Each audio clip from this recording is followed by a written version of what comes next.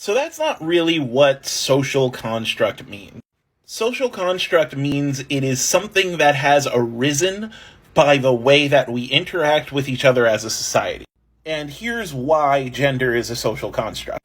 Because our concepts of gender are different from culture to culture.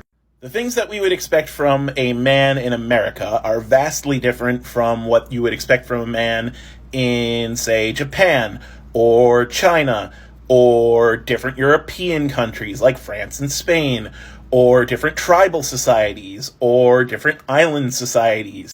The same thing goes for what we would expect from a woman. Basically, what we conceive of what a man is and what a woman is different from society to society. That's why it's a social construct. And there are societies in which there are more than just two genders. And I mean like going far into the past, not as like part of a modern rethinking of gender. Hijra communities in South Asia, different Native American tribes, several had concepts of people who were not just one gender or another. And I'm not going to go much deeper into that because I'm not a cultural studies expert. And I feel like we should respect the voices of Native peoples when it comes to them talking about their culture.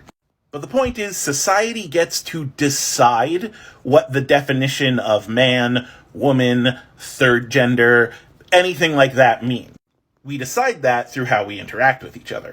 That's why it's a social construct. It comes from society. And it differs from society to society. So that doesn't necessarily mean that society chooses what gender you are, but society does choose certain gender expectations. The cool thing about that, though, is that's mutable. Because, for example, the roles of a man and a woman in American society right now were much different than the roles of a man and a woman in American society in the 1950s or the 1920s.